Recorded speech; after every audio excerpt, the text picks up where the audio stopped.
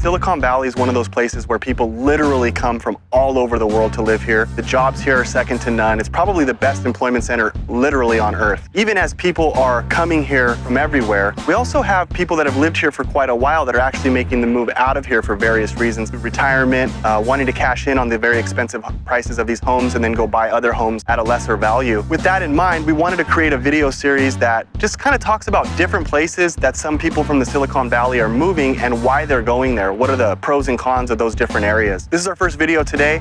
We're going to be talking about the city of Los Banos.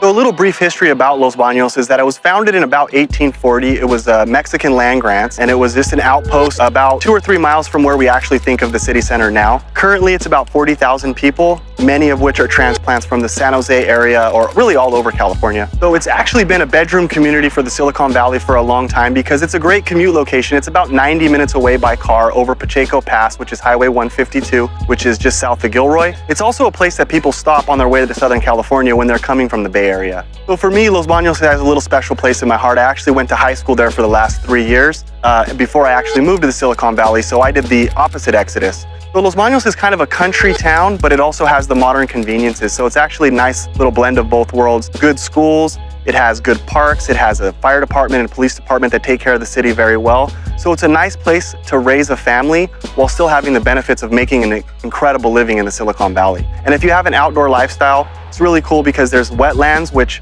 allow for duck hunting and other things that go along with being an outdoorsman. There's the reservoir, which is about 10 miles outside of Los Banos. That is great for water sports. It's great for still water fishing, even motocross tracks nearby there as well. One of the things that really impressed me when I was a resident of Los Banos is that it has that small town feel. There's tons of festivals like the May Day Fair.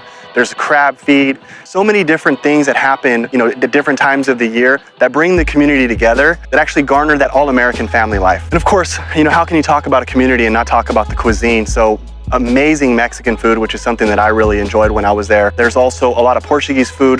Basque food is a big thing there. As a matter of fact, there's a place called Wool Growers that John Madden used to stop at with his big tour bus every time he came through the Central Valley. Actually, Los Banos is also a growing community, so every day there's something new that's popping up. New things are opening, new restaurants, new stores, new places to go. Being centrally located on the outer edge of Merced County, you have great access to the Bay Area, obviously, but also there's great access to Fresno, Bakersfield, Los Angeles to your south. In addition, you also have the mountains, which are to your east. Really, from there, you can actually get almost anywhere that you want to go in California within a couple of hours. Now that we've kind of talked a lot about what's good about the city itself, let's talk a little bit about the real estate. One of the main reasons that people move there is because of the affordability of almost brand new or actually brand new homes. Large homes on decent sized lots at a fraction of the price of what they would cost here in the Bay Area. And I think that's really what drives people to leave here and sell their house for $1.5, $2 million and move over there for $3, $5, $600,000 tops. Now, I'd also be remiss if I didn't say some of the cons, I guess, if you will, of living there. It is 90 miles away from the Silicon Valley, so even though it's centrally located, nothing is really, just a hop, skip, and a jump away. You don't have access to all of the big box stores the way that you do in the Silicon Valley. There is a Walmart, there is a Home Depot, and there are other stores like that within the city, but you do have to travel for some of the other modern conveniences. One of the things I would mention is that it's sweltering sometimes in the summer. You might have a few days in a row of over 100-degree heat, so that's definitely something that you have to get used to. Thanks for watching this video presentation. We hope to do a lot more of these in the future where we talk about places that Silicon Valley residents are moving to. We would love for you to click like and subscribe so you can always keep up to date with all of the content that we're putting out.